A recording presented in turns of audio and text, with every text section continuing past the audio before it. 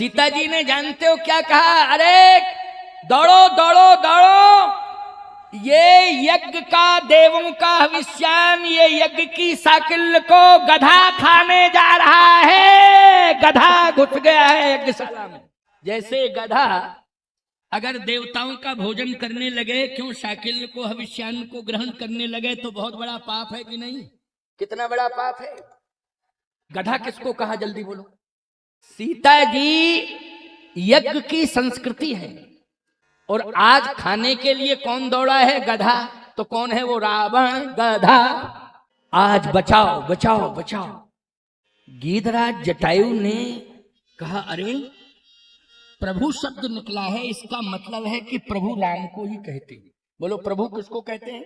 राम को कहते हैं, क्योंकि विपत्ति मोर को प्रभु सुनावा। प्रभु, तो प्रभु शब्द निकला कि नहीं? अच्छा प्रभु किसे कहते हैं, जल्दी बोलो।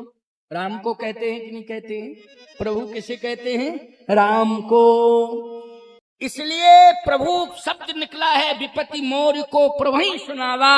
इसका मतलब यह है कि कोई राम से जुड़ा हुआ ऐसा अस्तित्व है जो आज खतरे में। कोई राम से जुड़ा हुआ ऐसा अस्तित्व है, वो खतरे में है। और मैं केवल राम का नाम ही नहीं लेता हूं, राम के अस्तित्व को भी जब तक मेरी श्वास चलती रहेगी मैं बचाऊंगा। केवल मैं राम का नाम लेने वाला ही नहीं हूं, यदि राम के अस्तित्व पर आंच आएगी तो भले ही मेरे प्राण चले जाएं, लेकिन राम का अस्तित्व मैं बचाऊंगा, ये संकल्प ले रहा हूं। भले ही मेरे प्राण चले जाएं। देखो कितनी अच्छी सोच है, ताकत। अरे बुद्धा है, लेकिन मैं एक बात कहता हूं कि ताकत और ताकत में भी संस्कार दिखाई दे रहे हैं। बोलो देखें, ताकत में संस्कार दिखाई दे रहे हैं कि नहीं? कि मैं राम के अस्तित्व को बचाऊंगा भले ही मेरे प्राण चले जाए, ये ताकत में बोलो दिखाई दे रहा है कि नहीं? क्या संस्कार दिखाई दे रहा है? यानी ये ताकत का प्रदर्शन नहीं है, ये तो दर्शन है। क्या है? दर्शन। और याद रखना, धर्म एक दर्शन है, धर्म प्रदर्शन नहीं होता है, धर्म तो दर्शन है। इसलिए उसने कहा कि जब तक मैं जिंदा हूं राम के अस्तित्व को खतरे में नहीं जाने दूंगा। लेकिन आजकल लोग, गीधराज जी तो राम के अस्तित्व में अपनी शक्ति का प्रदर्शन करेंगे और अपने आत्मा को समर्पित करेंगे, प्राण निछावर करेंगे। लेकिन आजकल तुम लोगों की आवाज सुनाई देती है और हाथ भी उठाते हो, लेकिन कहते क्या हो? ये नहीं कहते हो कि जो राष्ट्र का अस्तित्व मिटाएगा हम उसे मिटा देंगे, ये नहीं कहते। जो हमसे टकराएगा वाह बहादुरों, क्या तुम्हारी भाषा है, गजब। क्यों? हमसे टकराएगा चूर चूर हो जाएगा। अरे कम से कम रामायण पढ़ के समझ तो लो, बोलना सीख लो कैसे बोला जाता है, हैं? रामायण पढ़ के कम से कम बोलना ही सीख लो, बोलने का तरीका तुम्हें रामायण सिखाएगी। है? इतना दूध पी गए हो भैंस का तुम, है? कि बुद्धि भी भैंसा ही जैसी हो गई है? जो हमसे टकराएगा चूर चूर हो जाएगा। नहीं, जो श्री राम के अस्तित्व को मिटाएगा, गीधराज जी ने कहा कि मैं उसके अस्तित्व को मिटा दूंगा, ये मैं प्रतिज्ञा करता। इसलिए कहा सीते पुत्री करसी जन त्रासा,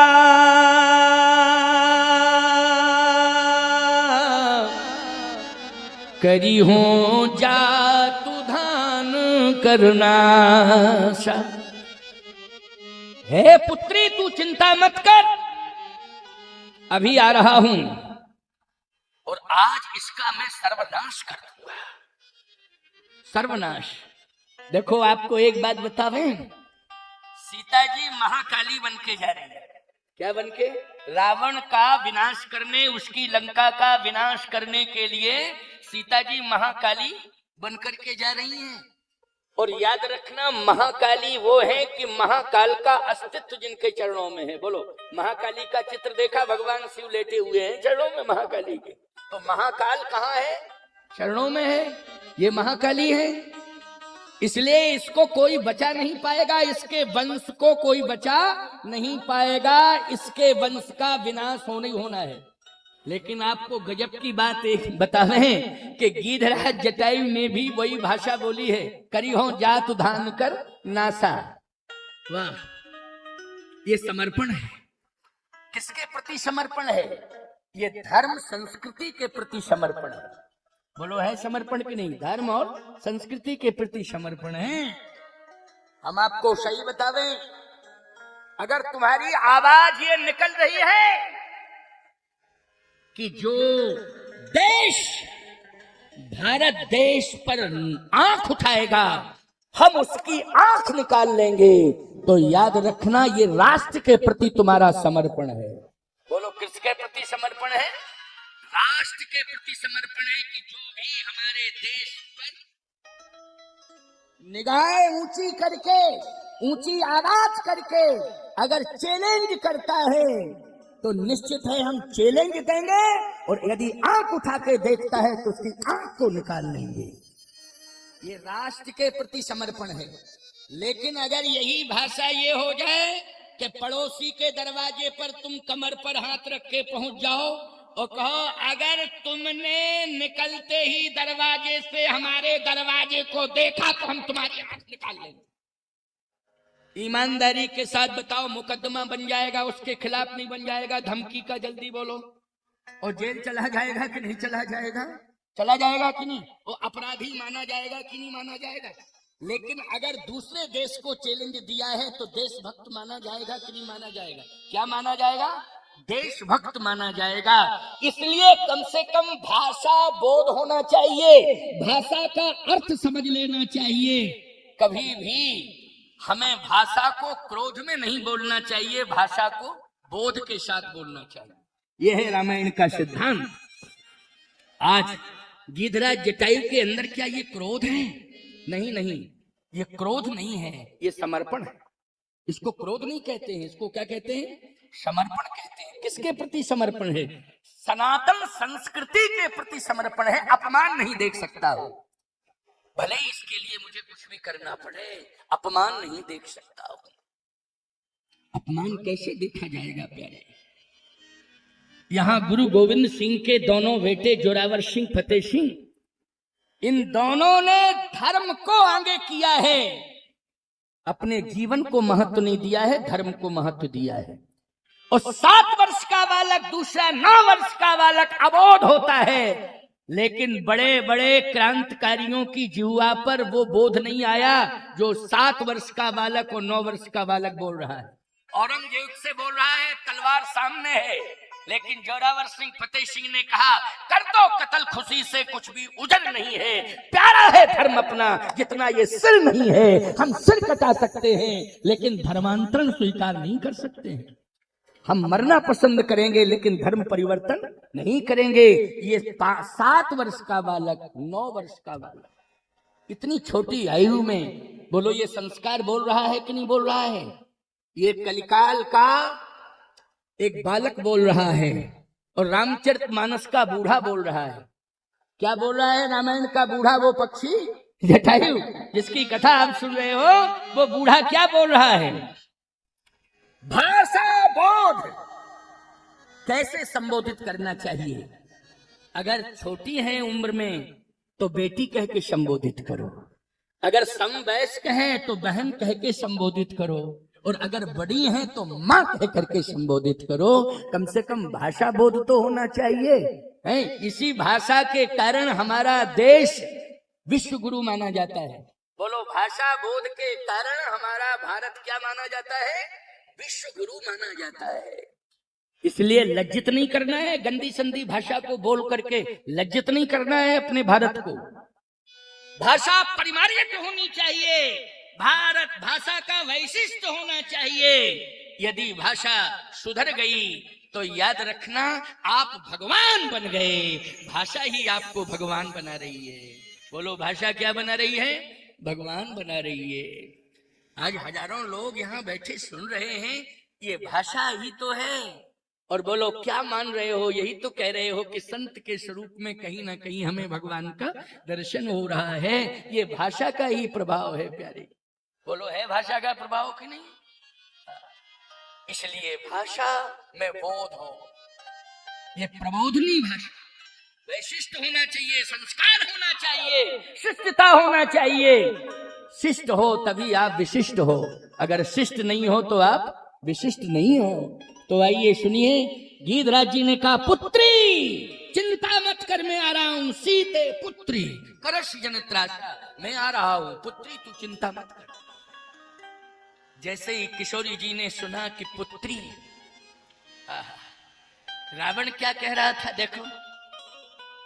जिसे लोग विद्वान कहते, मैं कहता हूं बड़ा मूर्ख है, वो यही कह रहा था कि मैं तुम्हें पत्नी बनाऊंगा। बोलो रावण की भाषा क्या है? मैं तुम्हें पत्नी बनाऊंगा। और सही बताना ईमानदारी के साथ, गीधराज जटायु की भाषा क्या है कि मैं पुत्री बना चुका हूं, तुझे मैं पुत्री मान रहा हूं। बोलो अंतर है कि नहीं? भाषा में कितना बड़ा अंतर है। एक सीता से पत्नी कहता है, अनादिकार चेष्टा करता है, और एक बूढ़ा जटायु जो पक्षी अधम खग है, वो कहता है पुत्री पुत्री पुत्री। बोलो अंतर है कि नहीं?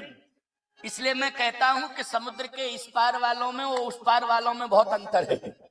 समुद्र के इस पार वालों में और उस पार वालों में बहुत अंतर है, बहुत अंतर है, जमीन आसमान का अंतर है। आप कहो कितना अंतर है? इस पार है दशरथ और उस पार है 10 मुख। कितना अंतर है? बोलो कितना अंतर है? इस पार है दशरथ, उस पार है 10 मुख। बोलो भाई है कि नहीं? आपको एक बात और बता दें, इस पार उस पार का अंतर। दशरथ के पास राम, लक्ष्मण, भरत, शत्रुघ्न ये पुत्र हैं। अच्छा रावण के पास भी पुत्र हैं, 1 लाख पूत, 1.25 लाख नाती, 1 लाख पूत। अब सीमित परिवार है तो नाम ले दिया, अब 1 लाख का नाम कौन लेगा? क्यों वोटर लिस्ट पढ़ के सुनावे क्या? लेकिन एक का नाम ले रहा हूं, एक का नाम, और उसका नाम सुन लो और अर्थ किए दे रहा हूं। उसका नाम भी बता रहा हूं और अर्थ भी किए दे रहा हूं। रावण का सुप्रसिद्ध बेटा है, पुत्र है मेघनाद, ये सुप्रसिद्ध है। इसको कहते हैं इंद्रजीत। इसका एक नाम क्या है? इसकी ख्याति है, जो रावण का बेटा दशमुख का बेटा है, उसकी ख्याति है इंद्रजीत। बोलो है कि नहीं इंद्रजीत? लेकिन याद रखना, रावण का बेटा इंद्रजीत है, दशमुख का बेटा इंद्रजीत है, और दशरथ का बेटा राम इंद्रिय जीत है। बोलो कितना अंतर है इस पार का उस पार का? इस पार रहता है भारत में इंद्रिय जीत, और समुद्र के उस पार रहता है इंद्रजीत। अब बताओ इंद्रिय जीत बड़ा है कि इंद्रजीत बड़ा है? जल्दी बोलो। इंद्रिय जीत बड़ा है, जिसने इंद्रियों पर नियंत्रण कर लिया हो। बोलो जहां राम तहां काम नहीं, जहां राम है वहां काम तो रह ही नहीं सकता है। समझ रहे हो कि नहीं? वहां काम रह ही नहीं सकता है। बोलो कितना अंतर बताया, डिफरेंस बता दिया कि नहीं बता दिया है? अब सुनते जाइए, बहुत अच्छी बात बताने जा रहा हूं। गीधराज जटायु ने पुत्री कह करके संबोधित किया और कहा मैं आ रहा हूं, चिंता मत कर बेटी। बेटी शब्द सुना, पुत्री शब्द सुना तो सीता जी को परितोष मिला। अरे ये आवाज जनकपुर से तो नहीं आई है, ये आवाज तो जंगल से आ रही है। क्यों? पिता कहाँ रहता है? जनकपुर में। लेकिन आवाज जनकपुर की नहीं थी, आवाज कहाँ की थी? जंगल की थी।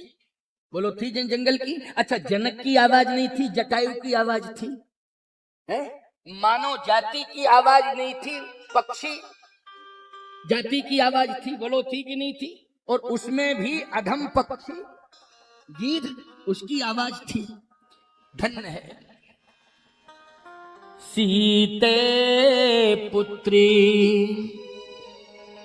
सीते पुत्री करस जन त्रासा। सीते पुत्री कदशी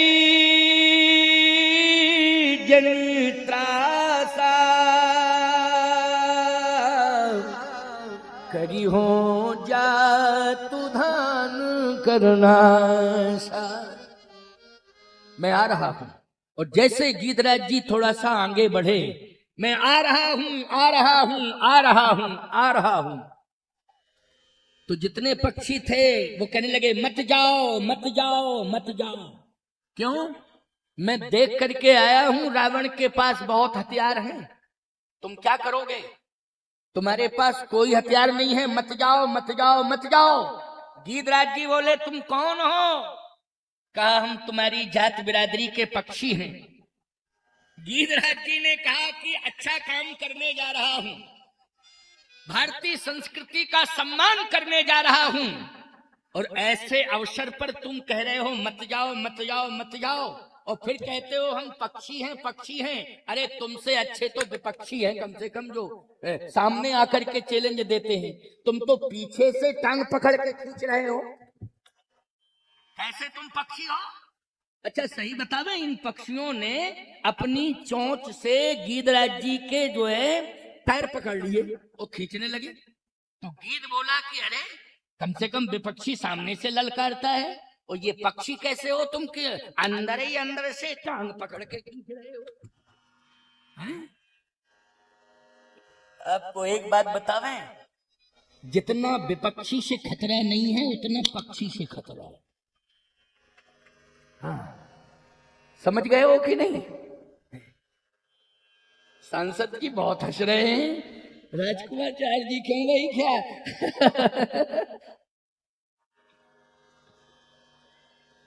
सावधान, कान खोल करके मेरी बात सुन लो। मैं तो रामायण की कथा कह रहा हूं, मैं व्यक्तिगत रूप से नहीं, रामायण की कथा कह रहा हूं। वो तो मैंने देखा सांसद जी को तो मुस्कुरा रहे थे, तो मैंने कहा निश्चित है कोई कारण होगा। सावधान हो जाओ, गीध के चरित्र से शिक्षा लो, प्रेरणा लो। गीधराज जी ने एक बात कही पक्षियों से कि देखो ये शरीर नाशवान है, एक दिन जाएगा, इसे कोई रोक नहीं सकता है, लेकिन मेरे पास देने के लिए, क्योंकि मरने वाले को मरने के पहले दान करना चाहिए, लेकिन पक्षियों मेरे पास देने के लिए दान नहीं है, लेकिन मैं बलिदान तो कर ही सकता हूं। मेरे पास शरीर है इसलिए मैं इसे बलिदान कर सकता हूं। बोलो क्या? एक बात सुन लो कान खोल करके, उदास मत हुआ करो। आप कहो महाराज ये तो बुजुर्गों के लिए आपने कह दिया, इसलिए बुढ़ापे की जिंदगी को भगवान के चरणों में ही समर्पित कर दो, यही बलिदानी मानी जाएगी। बोलो ये शरीर जो है परिवार को मत दो, ये भगवान के नाम को दे दो, यही तुम्हारी बलिदानी मानी जाएगी। बोलो यही त्याग माना जाएगा। नहीं, बुढ़ापे में भी त्याग नहीं कर पाता है व्यक्ति, बुढ़ापे में त्याग नहीं कर पाता है। लेकिन जो यंग बैठे हैं वो कहते हैं महाराज हमारे पास दान करने के लिए नहीं है, तो अब हमारी जिंदगी व्यर्थ है, क्या हम बलिदानी दे दें? नहीं नहीं, सुन लो, यदि तुम जवान हो, तुम्हारे पास धन नहीं है लेकिन जवानी है, शरीर है, तुम इस राष्ट्र को श्रमदान दे दो, बस श्रम से सेवा कर दो, स्वच्छता अभियान के सहयोगी हो जाओ, और समय समय पर आध्यात्मिक आयोजन हो तो शारीरिक सेवा ही दे दिया करो। क्यों भाई? श्रमदान दे दिया करो, शारीरिक सेवा कर दिया करो। ये नहीं कि प्रसाद खा के पैकेट पॉलीथिन छोड़ के वो पड़ा है, झाड़ू लगती फिर रही है, और झाड़ू वालों को बुलाया जा रहा है तो वो पैसा ले रहे हैं। क्यों?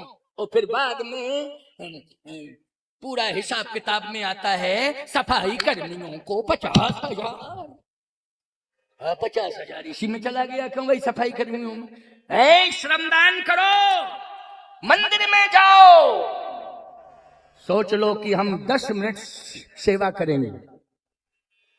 अरे हिंदुओं, गुरुद्वारे में जाकर के देखो, बड़े बड़े अमीर लोग बैठे हैं, जूता चप्पल की सेवा कर रहे हैं। बोलो कर रहे हैं कि नहीं? किसकी सेवा कर रहे हैं? वो भी तो हमारे ही परिवार के भाई हैं, कोई अलग नहीं है, हमारे परिवार के भाई है वो। लेकिन कहीं ना कहीं उनके गुरु ग्रंथ ने यह शिक्षा दे रखी है, रोम रोम में वो शिक्षा प्रवेश कर गई है, इसलिए उस मर्यादा का वो पालन कर रहे हैं। लेकिन रामचरितमानस ग्रंथ की मर्यादा और शिक्षा तुम्हारे रोम रोम में क्यों नहीं जा रही है? यदि जा रही है तो सेवा से क्यों दूर हो रहे हो? इसलिए ये जिंदगी सेवा में समर्पित हो जावे। अगर हम जवान हैं, ताकत है, तो श्रमदान तो कर ही ले कम से कम। और भगवान ने दिया है तो दान भी करें, दान भी करें, भगवान ने दिया है। और नहीं अगर तुम्हें अभाव लगता है तो शरीर तो दिया है, श्रमदान अवश्य ही करना चाहिए। और आपको बतावें, जीवन में गीध ने एक बात और कही, बहुत अच्छी बात है, ये प्रेरणादायी बात है, इसको सुन लो, क्योंकि अभी तो हम अरण्य कांड से ही नहीं निकल पा रहे हैं।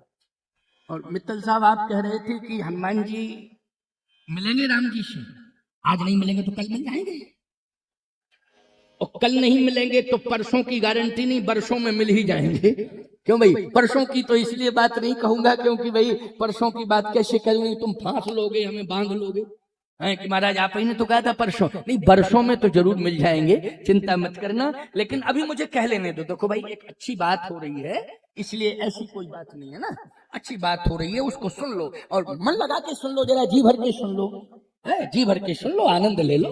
बहुत ही अच्छा क्षण आया है आनंद का। और कल रहा एक दिन अवध धारा, केवल एक दिन रह गया है, मात्र एक दिन रह गया है, इसलिए वह दिन भी बहुत महत्वपूर्ण है, बहुत महत्वपूर्ण है। इसलिए आओ प्रेम से एक भाव और सुन लो, क्योंकि समय जाते देर नहीं लगती है। 5-10 हो गई, हमें कहना चाहिए 5-10 कथा, बस नहीं नहीं नहीं, चलो कोई बात नहीं है, 5-10 10। बहुत अच्छी बात, वाह, अभी अभी क्या बात है, ये जो इसी को कहते हैं प्रेरणा। अभी मैंने दान की बात करी तो हमारे अशोक फौजदार जी ने, जो कामतानाथ समिति के सदस्य हैं, सिल्वर टाउन में रहते हैं, 1 लाख रुपया अन्नपूर्णा सेवा के लिए, जो ब्रजधाम में, श्रीधाम वृंदावन ब्रजभूमि में अन्नपूर्णा सेवा चलाई जाने वाली है, उसमें सहभागी सहयोगी बन गए हैं। 1 लाख रुपया उन्होंने समर्पित किया है। जोरदार ताली से स्वागत करो। हाँ हाँ, अरे भैया ये चेक ही दे दी है, ये चेक है, लिफाफा नहीं है, इसमें चेक है, ये देखो चेक। बोलो भाई है चेक की नहीं? बहुत बढ़िया बात है। चलो भगवान की कृपा है। और कल हम जिन्होंने दान दिया है उन सभी दानवीरों को हम बुलाएंगे यहाँ मंच पर, और हमने कुछ ऐसा हृदय से आशीर्वाद तो दूंगा ही, आशीर्वाद में प्रतीक के रूप में कुछ मुझे देना है, तो उसका मैंने चयन कर लिया है।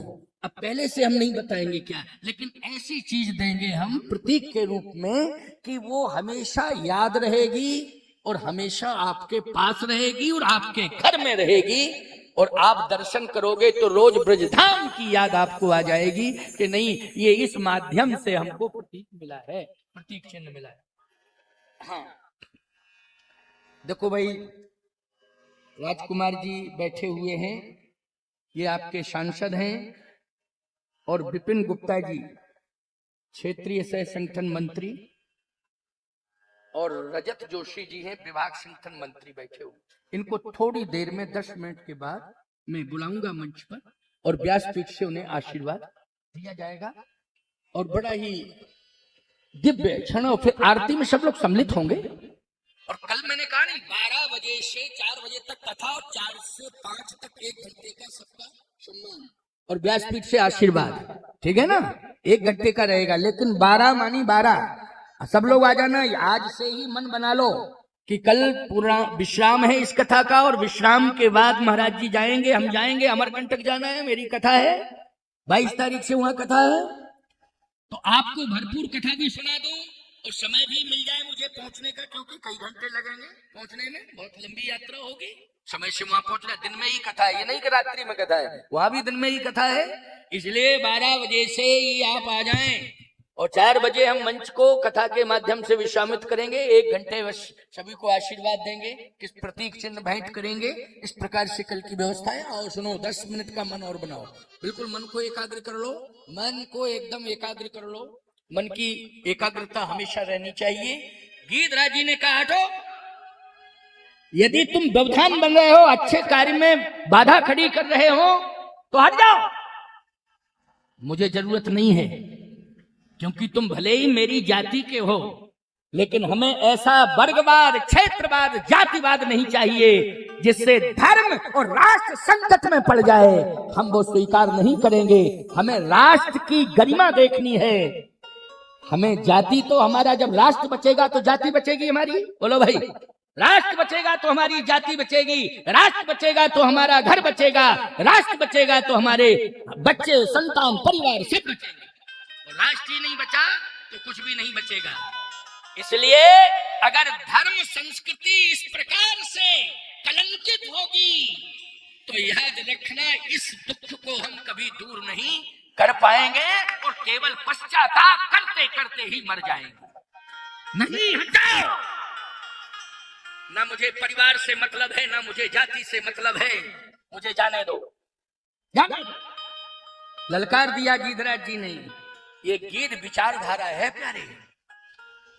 जैसे ही गीधराज जी जितने घाव हुए हैं, अभी डायबिटीज चेक कराते हो तो तुरंत ऐसे पिन लगता है, एक बूंद खून निकलता है तो आंख बंद कर दो। क्यों भाई? एक पिन लगा, एक बूंद खून निकला, ऐसे करने लगते हो। अच्छा एक बात बताओ, खून का बूंद बड़ा है कि रसगुल्ला बड़ा है? रसगुल्ला खा खा के डायबिटीज कर ली, बहुत अच्छा रसगुल्ला लगता है, तो खून का बूंद बड़ा है कि रसगुल्ला?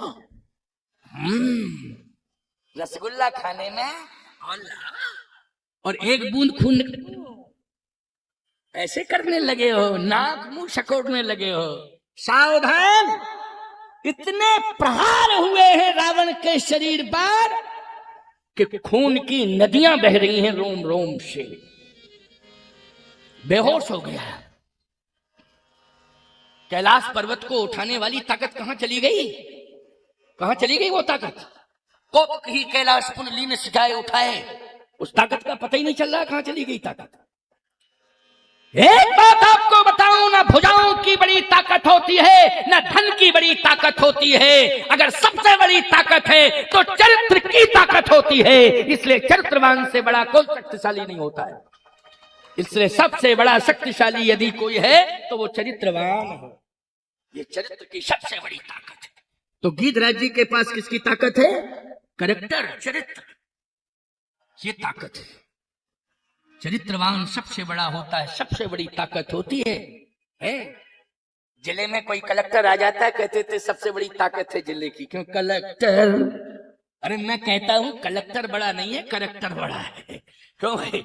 कौन बड़ा? कितने कलेक्टर हैं जो जेल की सलाखों के अंदर भ्रष्टाचार में फंसे हैं? क्यों भाई? जेल की सलाखों के अंदर रह रहे हैं, जेल की रोटियां खा रहे हैं, किसमें? भ्रष्टाचार में चले गए। इसका मतलब है कलेक्टर बन गए, कैरेक्टर बिल्कुल नहीं था। कैरेक्टर ये सबसे बड़ी ताकत है। इससे बड़ी ताकत दूसरी हो नहीं सकती है।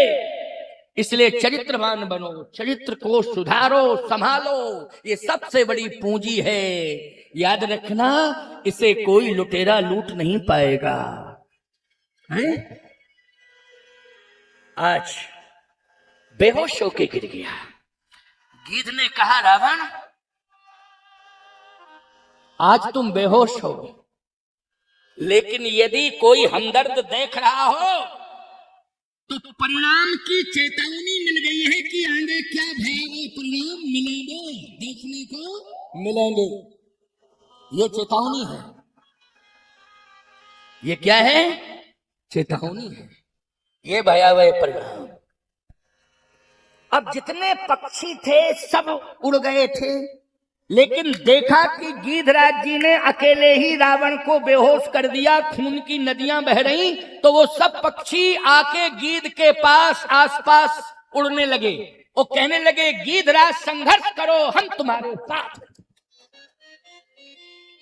क्यों भाई? जब उन्होंने रिजल्ट देख लिया कि सकारात्मक आ रहा है तो फिर बस मोड़ आ गया, परिवर्तन हो गया। ये अवसरवादी है, याद रखिए। ये कौन है? अवसरवादी हैं।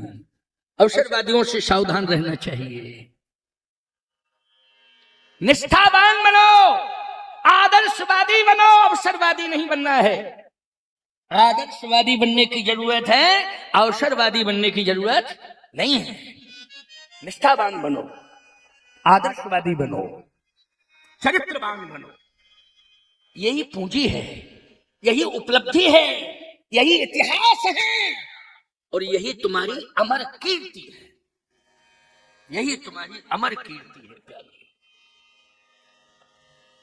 गीधराज जी ने कहा मूर्छित पर वार नहीं करना चाहिए, जब होश में आ जाओगे तब तुमसे लड़ूंगा।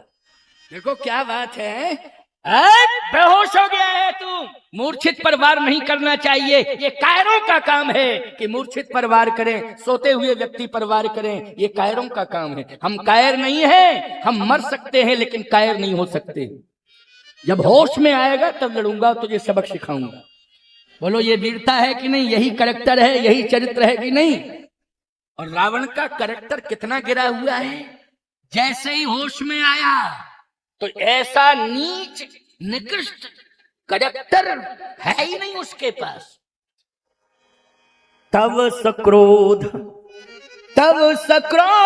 निश्चर खिसियाना, और कारिसी परम कराल कृपाणा, काटिसी पंख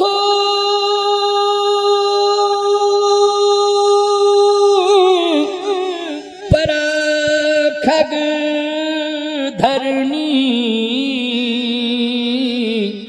सुमिरी राम कर अद्भुत करनी।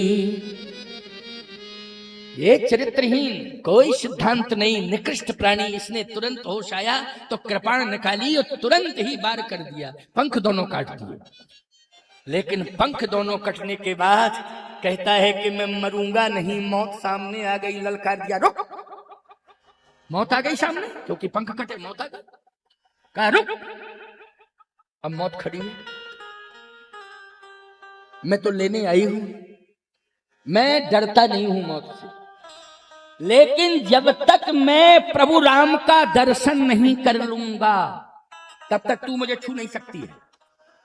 इसको कहते हैं इच्छा मृत्यु। बोलो भाई, बोलो। वरदान नहीं मिला है, लेकिन जो चरित्रवान होता है उससे हर प्रकार के वरदान अपने आप मिल जाते हैं, हर प्रकार के वरदानों का फल मिल जाता है। याद रखना, ये वरदान पाने से क्या होता है, अपने आप ही वरदान मिलते रहते हैं। जो चरित्रवान होते हैं उनको प्रयास नहीं करना पड़ता है, उनका कैरेक्टर ही वरदानों की झड़ी लगा देता है। बोलो, लगा देता है कि नहीं। इसलिए गीधराज जी ने कहा जब तक प्रभु राम का दर्शन नहीं कर लूंगा। तो राम का दर्शन किसी लालच में कर रहे हो? बोले नहीं, श्री राम को बस एक संदेश देना है। क्या? सीता ने वचन लिया था मुझसे कि विपत्ति मोर को प्रभु सुनावा। मेरी विपत्ति को सुनाने वाला कोई है कि मेरे स्वामी राम तक सुना दे? तो सीता के वचनों का पालन कर रहा हूं। मैं सीता को रोक नहीं पाया, लेकिन सीता की विपत्ति को प्राण रोक करके प्रभु राम को सुनाऊंगा, तब प्राण त्यागूंगा, इसके पहले नहीं।